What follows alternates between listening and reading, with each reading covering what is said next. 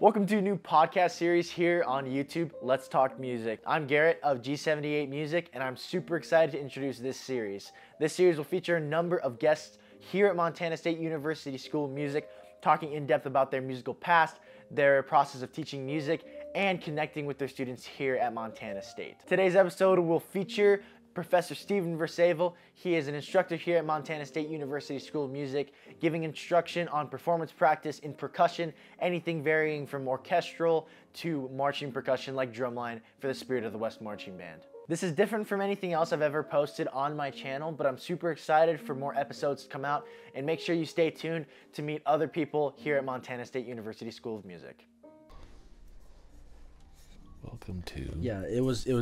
literally the whole, if there's one thing I hate about making content on YouTube, it's having to do intros. Yeah. Just because it's like kind of the standard of being like, welcome back to another episode of Dumbline, or, Right. anything like that.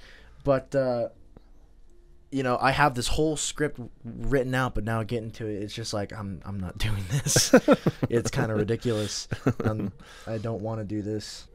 Do you think people find you scary? I have heard, yes, that they think I'm scary, even though I don't think I'm scary. But But you're you. yeah, that is true. I probably take it from my mom, because a lot of my friends thought my mom was scary. And maybe it's just because of the look that she usually has, like I usually have. I don't know. But, I mean, I don't try to be standoffish and stuff. So, I don't know. Do you think I'm scary? I thought you were scary at first. Why was that? Did I yell at you? No? Okay. Did I? I also, this is not just this is not necessarily just like Am I not like very... it's gonna be people getting to know you, but it's Right. also like I got questions too that I want to know. Oh, okay. For sure. But I guess I will I try to found you answer them. scary. Let's see. Well, I didn't get sent the music my freshman year. Okay. And I don't know if you remember that, but I remember coming in and I was the only person trying out for tenors that didn't have any sort of personal instruction on percussion Sure. at all. Yeah. And so I was kind of like I was so stressed out, but I wanted to be on drumline so bad. I know. And so that's the only thing that kind of kept me there.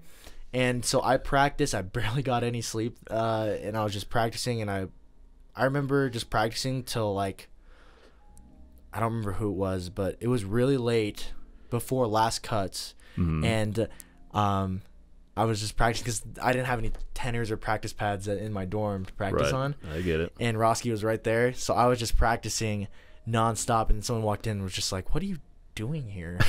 Just, Right. and it was definitely like just like I don't know if it was faculty. I don't remember who it was at the time, but it was Like all hours of the night, basically. pretty much. Wow. I'm pretty sure it was like 1 a.m. Really? When I stopped practicing. And finally went to bed because my mom called me because she just had a gut feeling that I wasn't It's going to sleeping. Just Gotcha. that. Now, was that, as far as the music is concerned, is it because I forgot to send it to you, or did you sign up late, or was it like... I think it was two things. One, I didn't know if I wanted to do drumline Okay. or if I wanted to do saxophone. Well, actually, here's the thing. I knew I wanted to do drumline, but I was scared that I was going to be the only person, that... Sure. Because I was all self-taught, and I came from this school that didn't really appreciate music that much, which kind of sucked. Yeah. So it was kind of tough. I think a lot of people in that same boat, though, where they come from either that school or a rural school, or, they don't have instruction. But nowadays, I mean, you could definitely look up on YouTube and find things that you need to if you wanted to, or if you're able to mimic what you see other tenor players doing, it can be somewhat... It can be daunting because obviously you're learning 5 drums in a different configuration, but and especially if you haven't never played it before. But I mean, it is a matter of now the online stuff, internet stuff. You can find lots of material that you can play along to, and that's basically what I did. I mean, I found everything I could find off of the internet. I would download it. I still have the notebook in my office. It's about that thick of just warm-ups, cadences, anything I could find, and I would try to play it. Did you ever do any other instruments though? No, I didn't. But percussion, there is a lot of different instruments you got to learn too. That's true. And I mean, we've had saxophone players play tenors before. Obviously, you know, I mean, with Cooper. You know, Cooper. Yep. Yeah. Exactly. And he was a section leader too. So it's just about how much time you want to designate to learning that one instrument. You know, that kind of stuff. I guess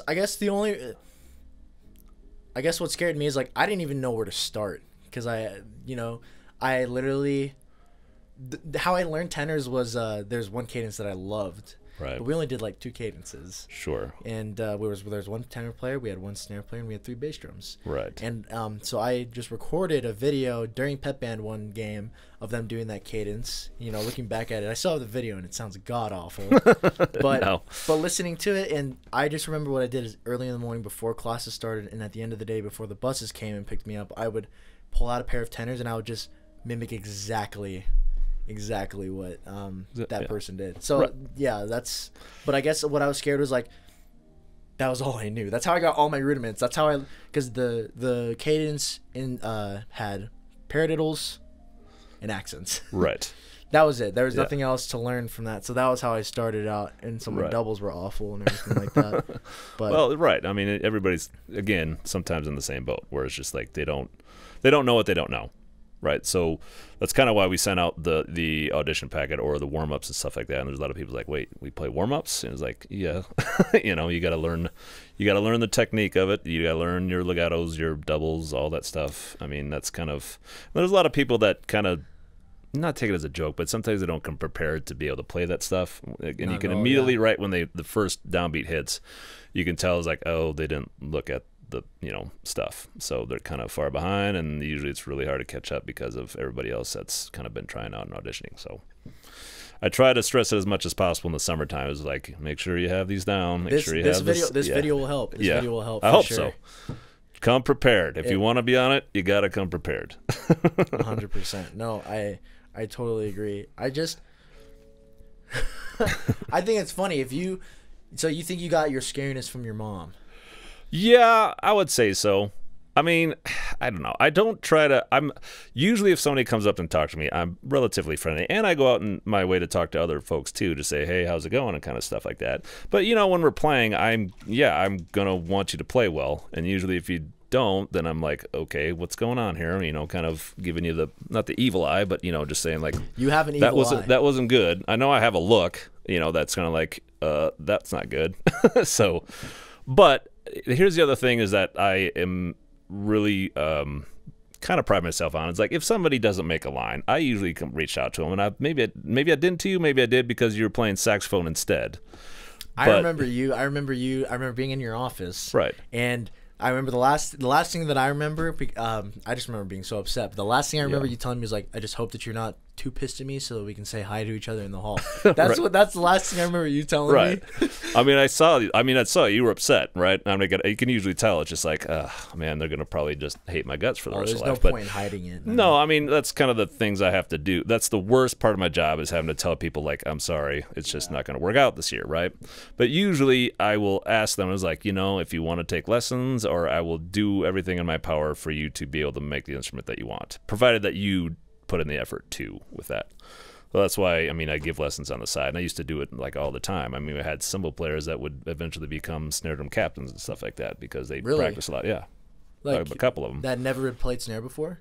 Well, they usually have, or they didn't quite have the skill level to get it. But usually, if they work over that there was a couple of them that did. Pat was one of them. Pat played cymbals his first year. He probably hates me. Pat played cymbals. Yes, he's very bitter about it, but till to this day, and he probably still thinks he should have played snare. But yes, I can't remember who else was on the line at that time, but for some reason, I had decided that he should play cymbals for a year and then learn to play snare drum. So that's kind of how it happened. But he, again, is like you, was not happy. He did it. He did play cymbals and he played it great. But again, next year, obviously he was on snare and he worked tremendously hard at it. And, he is what he is today. So I don't think I was ever mad at you. I was upset that I didn't, I just wasn't prepared in any aspect. I wasn't right. prepared for if I didn't make it. I wasn't prepared for if I would make it. So regardless, the transition would have been insane for me. So, Right. But I think, because I did talk to a bunch of like current drumline members, and I was like, well, coming into drumline, like, what did you? And that's part of the reason why I wanted to start doing this podcast thing, is because ultimately, everyone sees these photos, these videos of us having a good time, marching, playing, being at these football games, and it's super cool, and people want to be a part of that, but they don't know what it takes to do that. Especially they don't understand that drumline is more competitive than like I made saxophone the same day that I got cut from drumline. I guess we kind of started out of order, but it's all right. I guess like the basic stuff, like where you're from and like kind of like how you grew up. Yeah. I was born and raised in Sioux Falls, South Dakota. So about, at that time, about 4th or 5th grade, it was like, that's when you started your music, your instrument anyways. And I don't know how, I guess I chose percussion because I was born and raised Catholic. So one night at the church, there was a band that came through. I think it was like Myron Lee and the Caddies or something like that. And I saw the drum set player, and he was having a great time, and he was just sitting back there wailing. I was just like kind of awestruck by it.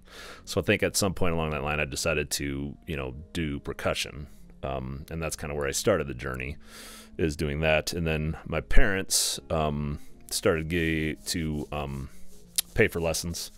A guy by the name of Eric Levan from Augustana University. And I remember I had to go down in the basement, which is always kind of dark. It's kind of weird, but he's a great guy. Taught me snare drum, taught me drum set, and then later on tried to teach me mallets, and I was a little resistant to that at first, which most drummers are kind of. It's either you're a mallet player that knows piano or you're a drummer kind of thing. And not till later when I got into high school, did the teacher then, Jerry Kramer, and his son Bob, who was still a good friend of mine, kind of taught me, because they were a little bit more experienced in that realm than I was. So they made me read mallets. I played snare drum in the marching band for quite a while. I guess I marched every year there. I played snare drum and learned a lot from those guys. And on top of that, there's a bunch of people in that area that wanted to start basically an all-city or an all kind of regional drumline thing. So we basically tried to find instruments wherever we could, and it was basically like people from every high school in the area. And in Sioux Falls, there's probably about 5 different high schools. Then you have not necessarily offshoots of that, but there's people around the area that basically wanted to play too. So we just got whatever drums we could. People just started writing cadences, and just like, so it was a big group then. Yeah, I mean, it was probably about the same size as that we are now, I would think. Maybe about between 20 and 25. It was a standard kind of battery, cymbals, tenors, snares, basses, and we just made up stuff. We made up like cadences. We wrote our own stuff, which kind of got me into writing, honestly. And we would do parades in like Minnesota. We would go in Minnesota a lot because it was, right on the border. There's parades all over in that state almost every weekend. And for the summertime, between like May and I think through August, we did like 20 or 30 parades throughout the summer eventually. And then that's kind of where it started. And then eventually, money started to roll in for doing these parades, and then we kind of started growing bigger. We got new drums. We had like uniform kind of crazy shirts, and we just go around and kind of basically entertain. And you were playing snare drum at the time. That was the one group where I played almost everything except cymbals. I did start off on snare, yes, and that's kind of probably where I learned how to play traditional grip, is through that. And then I moved to tenors for several years. And then my last year there, I think I was in it for like 5 or 6 years, because it kind of overlapped from high school into college, and I kept coming back and playing in it. I played bass too. So I got some experience playing bass drum that way too, which was kind of fun. So that's kind of a lot of where I think growth as far as like a drumline member or, technique and all that musicianship was with that group. And then obviously going to my undergrad at SDSU had a huge drumline too. So it was just like all your friends either kind of went to the summer in that group, or, you saw them in the fall. And it was a different time as far as, people getting together, and it was a pretty big party, pretty much for that time. We got a little away with a lot more stuff than we probably should have, and we kind of a lot of different things that you witness in college or be able to experience in college. So being a percussionist. Yeah. How many years have you done it now? Well, I've done it since 4th grade. I'm Jeez. not sure what age that is, but now I'm 47. So well over half your life. Yes. The big part. It was either that or it was going to be something animal related, zoology, veterinarian, I don't know, something like that. I was trying to decide between the two. Really? And yeah, it's kind of weird. I would go out and get books of just like animals of the world, and I would just look at it and be like, oh yeah. So are you a national, like, do you watch like National Geographic shows now? Not as much anymore, but I mean the Planet series is pretty awesome. Dude, the Planet series is awesome. I still, we have we have these every Friday night. Some of the drumline people come over to my place, right. and we just hang out. And if we have a game day the next day, I kick them out at 10. Right. Just because. Yeah. Sometimes they're crazy. Whatever. Yeah, I know. But I put on that Planet series, and man, has it never been quieter. I know, right? People's like, oh my God, how do they get these shots? Yeah. And, no, it's incredible. The photography is incredible. Right. But some of the footage from it is like from 9-10 years ago. I know, and these guys are like sitting out there for months on end in freezing cold, and it's just like, I can't, just for that one shot. I just remember the one of the snow leopard. It's like that guy sat out there forever to get like one shot of that thing, because one of the rarest animals you ever see. I know, right? And I do remember too, because I would watch it too. I think my wife now would be like, oh, that's that animal. That's that animal. I was like, what? I was like, just from like reading books on it and stuff. So these animals. I was talking about polar bears the other day in percussion ensemble. I said, did you know that their skin is black and that their fur is clear, but it comes off as white just because of when the sun hits it? But the skin is actually black, so it absorbs a lot of the sun. That's why they keep warm. I still remember it because I did it for a research or a report somewhere in high school or middle school along that line. Yeah. I'd say my animal kingdom was about sharks. If I know anything, I know a ton about Shark Week is your thing. Shark Week is my thing. I'll watch that I'll cancel everything and I'll watch Shark Week. Do they even have that anymore? Yeah, they do. They do. Yeah, and they still have those really cringy movies of Sharknado. Oh yeah, or the Meg, isn't terrible, the Meg one too? Yeah, the terrible CGI. Yeah, I got scared off of Jaws basically. I remember I was young enough where I watched Jaws and then I could not swim in the lake, even though I knew there's no sharks in there. I would just be kind of freaked out that something would start nibbling at me or start to eat me or something. Even in pools, I got a little shaky. Did you ever come from a family of any past percussionists or musicians? I was the first one to have any sort of, I guess, rhythm or anything like that. I mean, I'm the second oldest. I have an older brother and 2 younger sisters, and older brother was not. I don't think he was. I mean, he played, I believe, saxophone, but 2 younger sisters kind of did it for a while, but they kind of hung it up too. But yeah, I was the only one that really kind of persisted with it and just kind of did it and liked doing it and had any sort of, I guess, somewhat talent to do it. So I just kind of did it. I mean, honestly, if I didn't have the friends growing up as far as to push me, sometimes I probably wouldn't be in this kind of industry anyways. But for me, it's the music part of it is just getting to know people and hanging out with people, and that music is a huge kind of glue to kind of bring people together from every single walk of life, honestly. So I mean, that's the great thing about drumline too, just it's obviously not all music majors, it's just people that love to drum and want to play well. Yeah. Hopefully want to play well.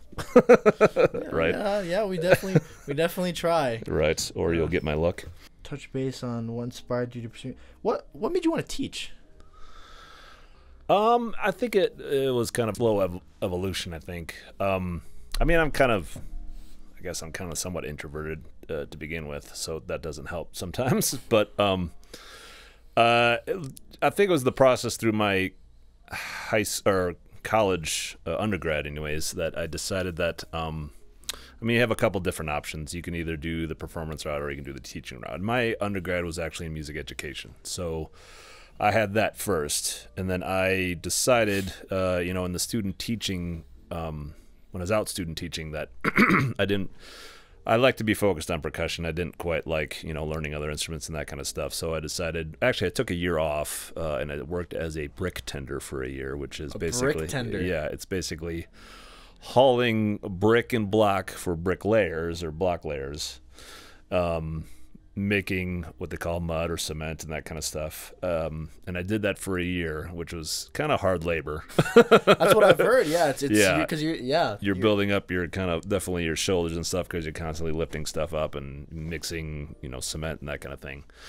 And it was fun. I enjoyed it, and I remember I was driving home from, it was like an hour commute or something like that from another place, and the guy asked me if I wanted to become a bricklayer, which they get paid good money. I mean, but I just decided there was just like, no. And I went on to the grad school and stuff like that as for performance. So I kind of decided that I really wanted to teach college. I kind of enjoyed this is back in kind of backtracking a little bit to when I was in this all city group. The group was called Sufudu. It was called Sioux Falls Drumline, so SFD. Yeah, it's the best that we could come up with, as far as names and stuff. I mean, but we call us Dumbline. So. Yeah, right. So, and they're still around to this day. They still, take on, high school kids and sometimes college kids, and they go around and tour and do parade and stuff. I was a section leader there for 1 year. And I enjoyed it, and I kind of liked, I've always liked the camaraderie of like other percussionists and stuff, so I've always enjoyed talking about percussion, and that's kind of what you do when you're teaching, is just teaching, talking about here's how you would play that, right? Or how you would, use the techniques that you need to do in order to play the stuff. So that's kind of went on to University of Kansas to get my master's in performance, and then later went down to Florida State to do doctoral work, and it was kind of a weird. I was almost like not at this institution because, as you're getting to your second or third years of doctoral school, you start to look around for jobs. Performance jobs would mean like either getting into like an orchestra, you would maybe try to shoot for a college job. In my case, I auditioned for a couple different armed forces jobs. So I went up to the DC Ceremonial Band was the first one I went for, and then I went for West Point. There was another job opening for percussionists there. And this is just like a full-time job where you would go and play music. You still have to do kind of the boot camp and all that kind of stuff. But I had won the job for the ceremonial band, and I took the job for the West Point band and didn't quite make that one. So I was kind of back into the ceremonial band, so to speak. And as I was going, I took my MEPS test and all that stuff, which is, right before you go into boot camp to see how kind of smart you are, I guess. But right before I was going to boot camp, the guy that I knew that was in that ceremony band called me up, and this is kind of during the Iraq War, way back when. He said basically they froze all the positions because all the money was being put towards, the troops, and stuff like that. Which is obviously understandable. So I was kind of out of a job, or I could wait until they unfroze the positions, and I'd have a job waiting for me. So is this where you would have been instead of? I would have been in DC. Yep. But a friend of mine that was actually a graduate assistant at Florida State, band director, got the job at Montana State by the name of Patrick Carney, and he helped me get a adjunct position here. And so I moved up, eventually turned into a tenure track, and I just kind of kept here for about 15 or 16 years now. So been here for a while. And when I started, the drum line was maybe 3 snare drummers, a tenor player, and I probably had 3 basses, I think, at the time. So it's kind of over the process, kind of gotten to where it is today. But it was, I mean... Wait, how many people? There was like 1 tenor player, 2 or 3 snare drummers, and probably about 3, there could have been 4, I can't remember off the top of my head, bass drummers. And I had 1 cymbal player that was not necessarily, I mean, he was a great kid. He just didn't know Western notation and stuff. He was from Vietnam, so he kind of went in there. Okay. Yeah. So, it's just been kind of, even when I got here the first year, coming from like a big school like Florida State and having to do, I was the drumline GA down there, a graduate assistant, and then coming up here, it was a big shift as far as like because playing. You were the one in charge of everything, right? Well, the drumline, yes, and that's a whole other story that I don't want to get into. But it was literally like people that they were great kids, but didn't playing wise was not the greatest. So it's just like trying to get people to join, try to get the drumline to build up, and try to get more people involved. And I mean, literally, my job especially, and I tell that sometimes to students, is to figure out where their breaking point is and just go a little bit before that so they don't like give up and quit, kind of thing. So you kind of push them to an extent where it's just like, I'm like, okay. You know what I mean? So that's kind of why I enjoy sometimes the writing aspect of it, because I can kind of look at who I have and kind of find out, well, what could they play or what haven't they played that they would kind of enjoy learning how to do. Otherwise it gets, obviously kind of boring and stuff. So it's always just a matter of like, how far can we push, how well can we play, that kind of stuff. All while obviously having, great fun in doing that and having a sense of accomplishment and stuff.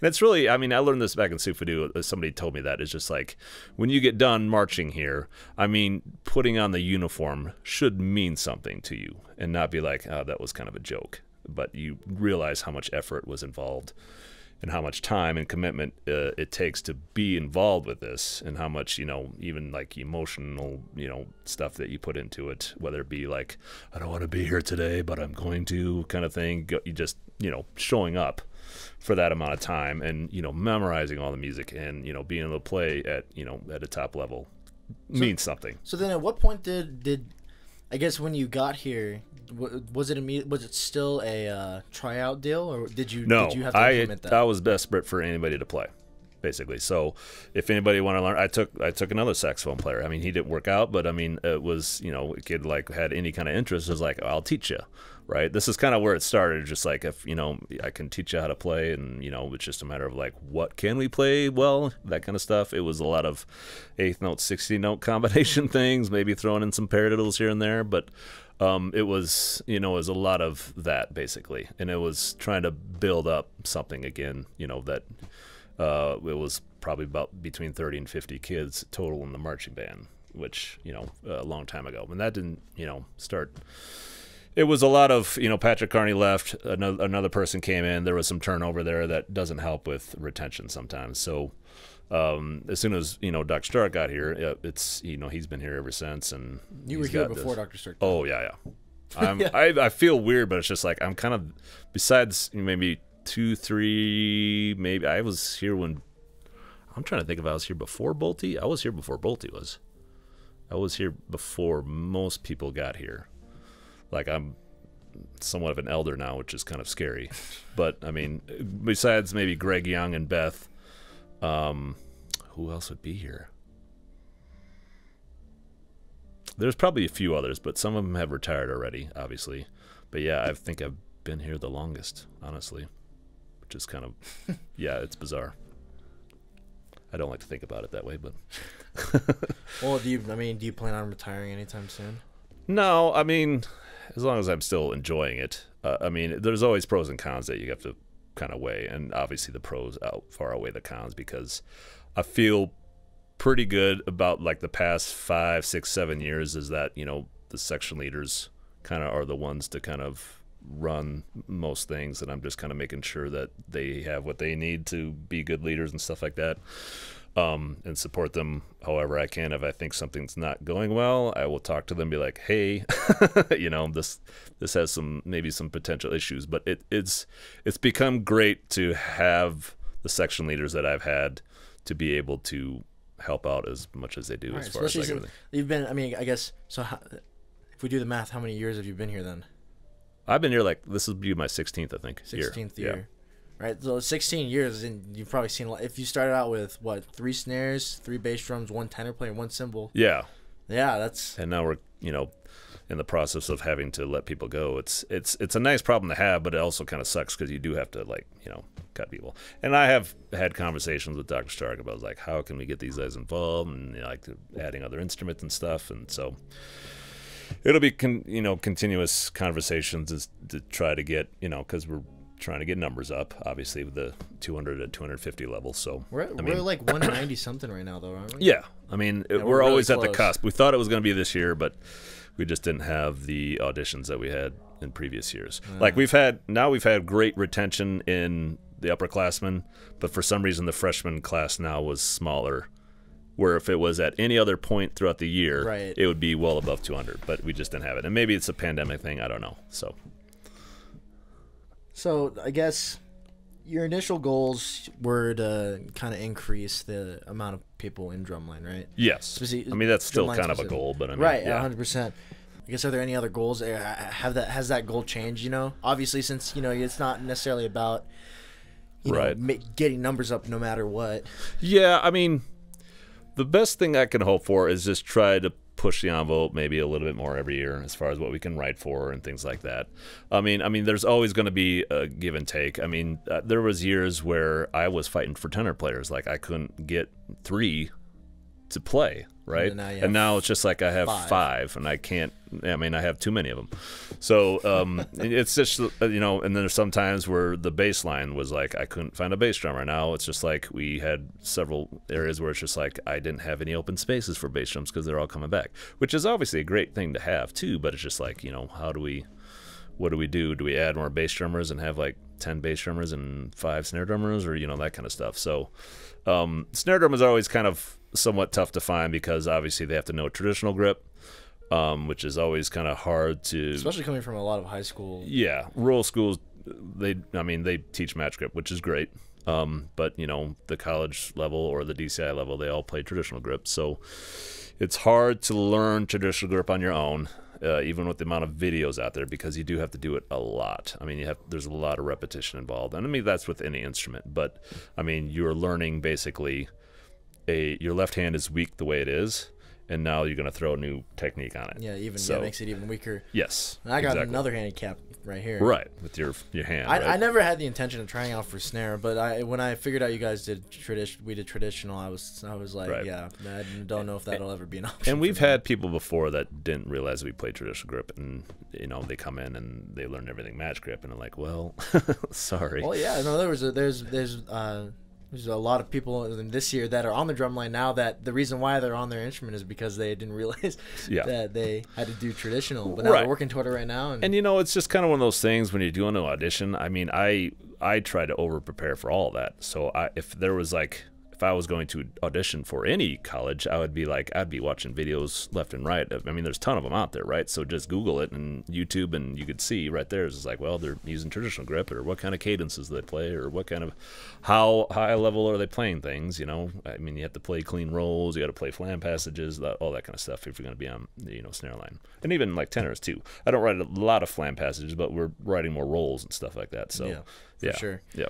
I guess then if you were to, you've kind of touched on it quite a bit, but so I guess you have a lot of students like in private lessons, right? And then you have you teach the drum line, and you're part of other ensembles here at Montana State, right? Sure. I mean, I help out with obviously wind symphony and orchestra and stuff, right? But so the kids play in their percussion ensemble. So when people join like, and I guess I'll specifically state just for like drumline. But it goes for like any other college-based group or those lessons. Mm-hmm. Is there? There's a little leeway with lessons, obviously, but if you were to write down or say, specifically for, people that are listening to this, what do you expect specifically to be able to do at the very base minimum in order to be a part of these ensembles? Of like the drum line? Like the drum line. I mean, it's kind of hard to say, like as far as. Because you're talking a lot of different variables, I guess. But, I mean, you should have your basic techniques kind of mastered, basically, meaning your rebound strokes, your downstroking, your double strokes. I mean, buzz strokes we'll probably use. That's kind of a little bit easier sometimes to manipulate when you're in drumline, but have a great sense of timing. I mean, you have to be able to play with a metronome like relatively well, because you are basically playing with 6 to 8 other people, especially if you're thinking either however many are in the group, right? If you're not locking in as far as if you can't play with a metronome, that means like there's going to be 4 other people have different variations or think what the rhythm is, and that leads to an incredibly muddy situation where it's just like it's really hard to clean. So the metronome is always your greatest teacher as far as your rhythm is concerned and your timing. It can tell you everything almost you need to know as far as if you're playing things well. But it is like the combination of all those techniques, basically, that you should have, somewhat mastered at a basic level, because if you don't, that is basically your foundation. If you're going back to bricklaying and block laying, right? If you have your block here and you set another one on top of it, and it's even like a millimeter to the left, you can imagine if it goes up 500 feet, that thing's going to tip over. So Right. this is like, the complex stuff way up here compared to the easy stuff down there. You can definitely see it when you start playing more complex stuff. It's like, he can't downstroke correctly, so it's making that millisecond late, and it's just causing things to kind of phase out a little bit. So that's my best analogy I can think of it. So right, so I guess that's in terms of like technique wise, Right. Technical stuff. And I would say this too. I think it's far better to be maybe a less better player and have a great attitude than be a great player and just have an attitude problem. I mean, there's nothing worse. Nothing will get things more toxic in a line than somebody that has an attitude, right? So You thought I had an attitude, though, right? You remember that? Well, I remember when you were playing saxophone, you look pretty much the entire year, you look like you were not having a good time at all, or didn't want to be there. This is true. This is true. I remember. But then you came on the drum line and you were perfectly fine. You were happy, and because that was, if there was one thing I wanted when I came to college, it was I wanted to be on the drum line. sure. But that was, it was on me ultimately. But what I do remember is my experience in the saxophone. I love the saxophone group, and they're great. And Right. I still know quite a few of them. But Right. I just remember showing up, and I was just, because I just heard you guys. Yeah, I just hear you guys in the corner out there. It was always just like a stab, kind of in the chest. That's exactly what it was. And so I couldn't stand to be there any longer than I had to. Sure. So I would show up and I'd make sure I had all of my music down. Right. I cleared every part check first try. Sure. I was in there and I was out, and I couldn't bother to connect with the rest of the tenor saxophones. I struggled so bad with that because I was just so upset that I was in a different group than the one that I wanted to be in. Right. Everyone, coming back to the whole scary thing, is everyone thought I thought I had an attitude problem. Right. Yeah, I mean that's kind of what you were perceived as because of that situation. Right. Yes. Right. But I mean, you persevered. So I mean, you made it the second year, and all is right in the world. And you think I mean, I'm sure you would say it's completely worth coming back and trying again. Oh yeah, I mean, there's been, I mean, whether they do that or not, I don't know. Sometimes they get lost in the second semester, and that kind of stuff. And usually that's kind of why I offer to do lessons, because I try to keep them involved or keep playing through it and just kind of helping them out and stuff. But sometimes the first year of college you can be pulled in 80 different directions. So it's just a matter of sometimes they'll lose interest, or sometimes they just kind of lose touch and that kind of stuff. So, and then obviously you're going to be competing with the next freshman, and you obviously don't know who those folks are. You don't know how good they're going to be, and so it's just a matter of, again, the preparation for it. So it's always preparation, man. It's just like constantly. Even how much music you have to learn, how much you got to read, how much you got to memorize. Even for returning members, though, right? Yeah. I mean, that's kind of why this whole cadence sequence thing, the Spice Rack, basically started with when I got here. Pepper was the cadence. That was the second one. It wasn't kind of the way it was written now, but that's kind of where it started. And the basic that was written in there. So that's kind of where the Spice Rack came from. I was just like, we'll just take off of that and just start naming them after different spices and stuff. But they've definitely morphed over the years too. They started off somewhat easier before, and now I can change it and make it more difficult. Is that because you kind of just developed your writing skills?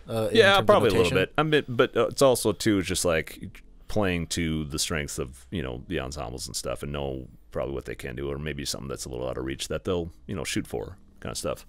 So and I change it too, is so like it's just not the same thing every year for the vets too, so they can relearn some things and kind of not get bored with it. And do you think you'll ever change the entire sequence?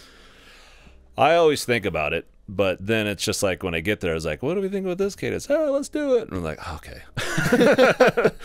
So, I mean, I always usually change some aspect of everyone except for maybe Basil and, you know, some other ones. But usually there's a little bit of change in about 4 or 5 of them. I always talk about writing another one, but I just haven't had the inspiration yet, or kind of heard something that I'd like, oh, that'd be cool as a cadence, or, you know, that kind of stuff, where you draw from other musical things. I've had a lot of insight in terms of at least that I've heard here and there of students creating cadences. Sure. Have you ever We've played, I mean, it's only like we've only played them for 1 year, but I mean, I've because how I started too. So I encourage, if anybody wants to write one, they can write one and we can, you know, play it and stuff.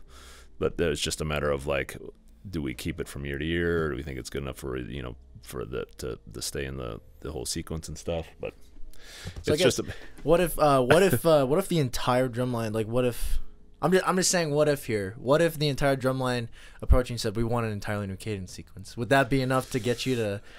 If it was like a democratic vote and they all want something like entirely new, but I could probably almost guarantee that won't happen. Because everybody likes their one cadence. Like Chive I thought was okay. I didn't think it was that great, but then we were in there. I was like, hey, where's Chive? I was like, we want to play Chive? I was like, yeah. I was like, all right, I'll bring it out again. So, I mean, everybody's got their thing. So to tell them, like, well, you can't play that cadence, was like, well, you know, that kind of.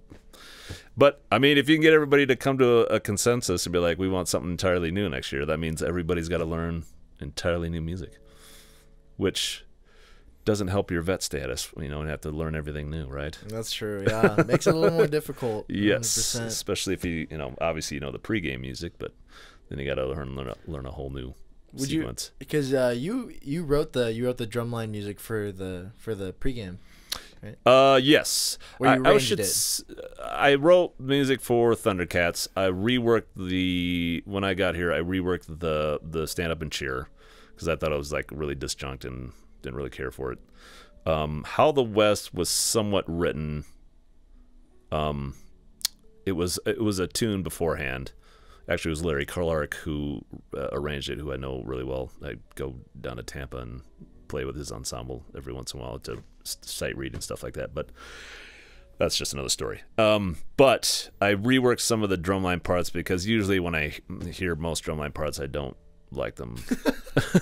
So I kind of rework them to the way I want to play them. Is it just because the interpretation sounds different? Everybody's got their own style. Right. And sometimes I would rework stuff because at the time beforehand I was like, we won't be able to play that very clean.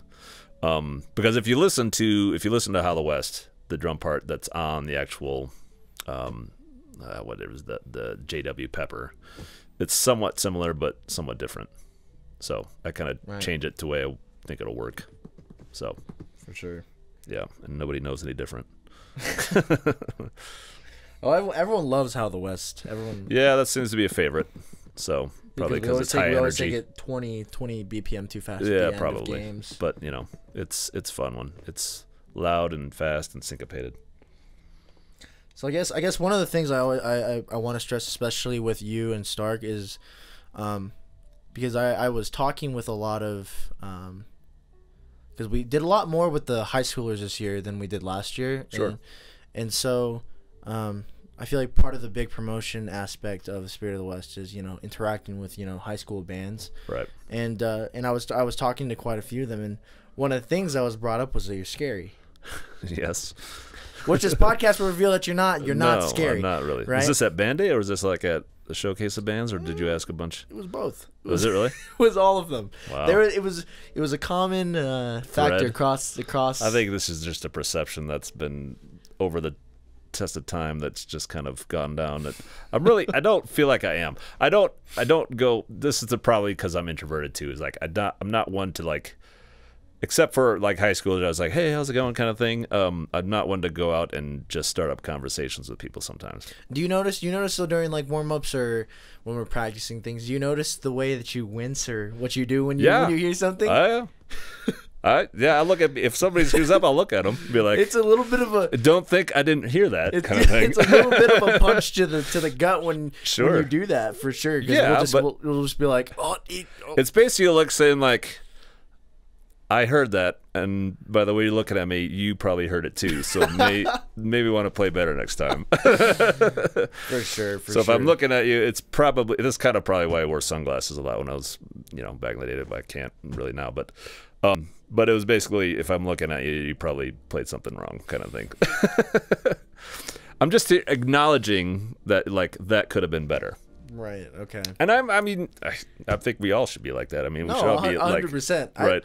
I only brought it up because I think it's funny. Yeah. And I don't know if you heard the intro of the dumb line. That was a groove that I wrote. And it was part of the lyrics was cowbell grooves make Steven wince. Yeah. If they're not played well, it'll make me wince for sure.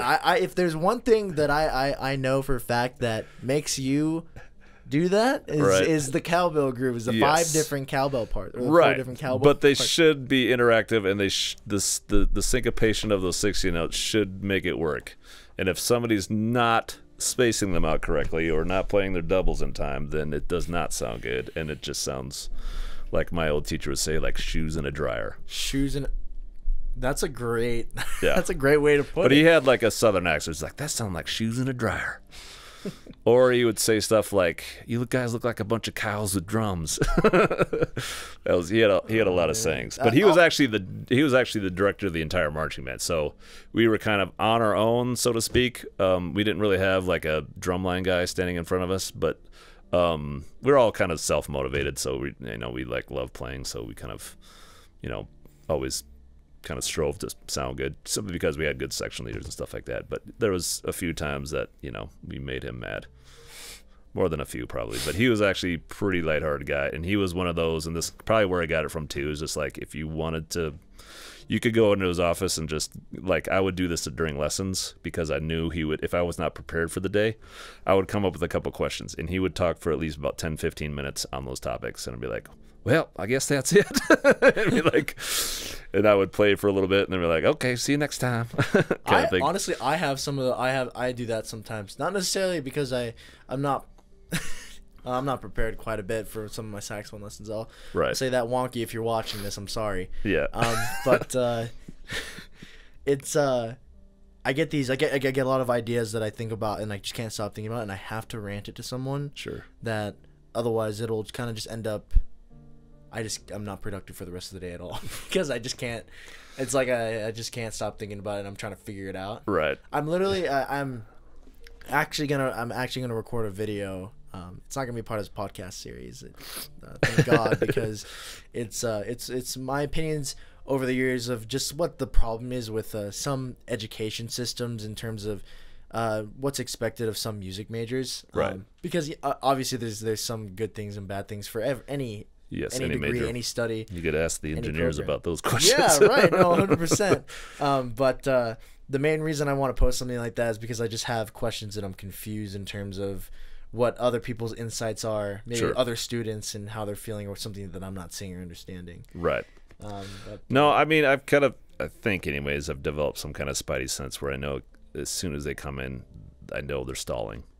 Like they'll say like, I had a question about something. Like, okay, I've been here all week. Why didn't you ask me sooner? And or it's like, yeah, it's kind of like one of those things where it's like, just play. Number of questions, just play. One of the funny things I hear all the time by, just because I talk with people that are practicing, they're about to go and have lessons with you, and they're just, one of my favorite things that I hear is, like, well, what are you doing right now? I'm like about to go just disappoint per se, real quick. No. Usually, I mean, I can understand it. Obviously, there's times when people are not going to come prepared. If that happens on a regular basis, then I'm like, okay, we need to talk about stuff. But it is a matter of, I don't know. I can kind of be sympathetic towards them because I've been in those situations before where in college you're getting pulled in like 20 different directions. So I don't try to get too down on them, but sometimes I don't enjoy it too much, but if a kid is struggling and like not able to play his piece, I usually will make him play the entire thing, however many times he stops, you know. So it's just a matter of like, no, this is what our assignment was, so you're gonna play through. And it's just kind of like, it can be a little uncomfortable sometimes because they're kind of starting stopping everywhere, and then I'll eventually be like, okay, go ahead and stop. What's going on? You know, why are we not prepared today? That kind of thing. So. And she was just like, oh, I had a test, or, you know, I had to learn this part for Wind Symphony, or that kind of stuff. But okay, so I guess the biggest question I feel like I had for this podcast was specifically for the Spirit of the West. yes. In your opinion, for any drumline member, future Spirit of the West member, even people now, Right. what should they? What is it? What's the standard that that they should expect? You know, good and challenging aspects. You know, obviously that they're gonna have fun. Right. Obviously, there's gonna be hard work, but Yeah. I guess like, what's your specific insight on that? Well, you know, again, it just comes down, you know, to the preparation. I mean, I've always sent out, you know, emails to incoming freshmen as far as like, probably will definitely need to know this stuff coming in, like the pregame music and your warm-ups, right? So if kids don't come in and don't have them down, then immediately you're thinking, it's like, okay, this guy's not serious about, you know, being in this group. If he doesn't, you know, be prepared for that, because he's going to have that basically every day he comes to, you know, to band. He's got to have music learned, and if he didn't bother to learn over the summer and just think he's going to wing it, it's not probably going to work out then, right? I mean, it's one of the better ways of, like, you know, as far as like, you know, not cutting people, but, you know, having discussions with people about this, is that, you know, there have been dozens, if not hundreds, of drumline kids that have come before you that have built this reputation for where the drumline is today. And you can't come in here and just tarnish it and think it's gonna be okay, right? So that's my job, is to make sure that this thing keeps progressing the way it is, and making sure that it plays the way it does, is because we are basically standing on, you know, the backs of a lot of other kids before us that have, you know, blood, sweat, and tears, just like everybody else has, to make it, you know, something that's well known and something that they want to be a part of, right? And nobody wants to be a part of stuff that's a joke. Nobody wants to be, I mean, that's not something that I would want to be a part of. If I knew that, you know, they're playing like high school grade stuff, I was like, well, what's the point of doing this then, right?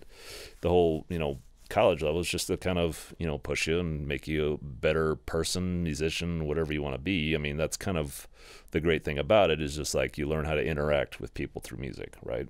So the greatest thing is just like, again, you know, I don't want to sit here and sound bad, right? And just have, you know, my friend be like, what are you doing, man? You know what I mean? Maybe it's just a well of like not wanting to disappoint people, or not wanting, but I knew if I wasn't playing well that I would work my tail off to not be the one that is going to be kind of the weakest link, I guess, so to speak. And that's always kind of been my mantra. And I think that's, you know, obviously, whatever situation you're in, whether it be homework or your job or stuff like that, you're not, if you think if it's a joke, or if you're just not prepared, you're not gonna get very far in life, right? So it's just, you know, preparation for everything that's thrown at you, and it's some luck, you know. But obviously the work ethic kind of helps out with the luck factor. So did you, I guess, based off of what I've heard, then did you learn, I guess, the preparation aspect of things? I mean, so you've been in you've had experience in ensembles before, sure, and so you've marched in with the Sufudu. Yeah, that's right. It's fun to say. It's kind of a weird, but title. Do you think that's kind of helped you develop like what you yeah. think people should expect? For sure. I mean, it was, you know, once you make it to the drumline, you probably find it's like one of the funnest groups. I mean, unless you have, you know, toxic people in it, which we try to, you know, obviously get rid of too. But I mean, if you're willing to work hard and play well, I mean, that's part of having fun, right? Is that knowing that you played your best and that everybody else is playing best. And, you know, there's nothing better than playing, you know, the entire cadence sequence as clean as possible, or seeing it improve as much as possible. And that's kind of what keeps, you know, you coming back for more, because one, you like to entertain, or you like the recognition of, the stuff that you've played, right? And it seems like, drumline especially is one of those things that people love to hear, or people want to be a part of, or people, that's kind of the first thing they hear as far as the marching band's coming down the street kind of thing. Or the sequence that we play at the end of the, when we've had a long day and that whistle rings, everybody's like, woo, because they get to dance and move around and stuff like that. I mean, it's just, if that wasn't played well, I mean, what would happen, right? I mean, it would, people would be like, doesn't sound good. I mean, people are intrinsically probably don't have a good sense of like how to play music, but most people know when it's played well, right? So that's kind of the issue, especially in music. It's just like there's like the guy you're talking about that isn't your dad, right? Not talented at all, but he probably knows what sounds good and what doesn't sound good. If a band is like not great or doesn't keep good time, that kind of stuff, he probably could, subconsciously be like, that doesn't really float my boat kind of thing. But so, I mean, it's just, it's an all-inclusive thing. I mean, you get to meet a lot of great friends when you're in it. You get hopefully play music that you love, and it's just like you get a scholarship for doing it. So what more do you need as far as like, work your tail off to be a part of that group, right? So I caught it right as it ended, actually. Did you really? Literally right as it stopped. Nice. But I'm so excited for this podcast to go up because I was talking to Stark about it, and because I told him straight as it is. I said I think everyone that's working the camera is doing a great job. Mm-hmm. I think they're all in the right spots when they need to be, and they're all displaying all the fun things, good aspects. But their advertising of it sucks. That's literally what I said. Yeah. I said it sucks. And so the benefit that we would have by having something like this with you, right, or with Stark, right, is they're hearing it from, the tippity top of this of who's running the show, right. Because ultimately, I mean, you did say, students are the section leaders are the ones actually running. You're just overseeing all of it. I kind of see it that way. Yeah. I mean, they're good enough players where they can fix things, and I mean, I'm very much comfortable with like going to each section and be like listening to things and being able to correct things. But I mean, kind of the part of the growth as a section leader too is just to kind of get into the process of like hearing things and seeing how to fix things and stuff like that. And I mean, obviously they're more than welcome to come to me if they're like, we're having problems and I don't know what's going on kind of thing. But it was a lot of that for me too. Like in my undergrad, it was, my drum teacher was the band director, and he had no time to kind of do this stuff. So it was, on us to kind of like figure out, okay, this doesn't sound good. Why doesn't it sound good? Or it's like, you don't know your music, or like you can't, that kind of stuff. So it was a lot of just growth in that area too. And I mean, it's, I mean, that's, part of the, process of being a better musician. It's just kind of hearing things and be like, okay, what's going on? Just fixing things basically. And I've been doing that since, I mean, like ever since my undergrad. I've been helping out with high schools, drumline. I would go to drumline camps and help out people there. Like back in Sioux Falls, there was several high schools I would go back in the summertime to help out. So I mean, I've gained a lot of experience with my friends that were all in Sioux kind of together. We would then go out and teach, high school drumlines and stuff. And I would start writing for those like Battery and Pit and stuff like that too. And you'd go to camps and teach kids how to do that stuff. So it was, I mean, you learn a lot from doing that too. So teaching is a great way for you to learn as well as far as musician. Right. Because you'll find kids that just aren't talented or just did not catch on, and you have to figure out, okay, what can I tell them? And besides just do it, that doesn't work. Right. My dad told me this one time, because he was a substitute teacher in my hometown. My dad did a lot of stuff. He was a bus driver. He was a public sub for the school, and then he was also a game warden for holy cow, Fish and Game. Yeah. And he did all these different things. And the first day that he came back from being a substitute teacher, he said, I don't.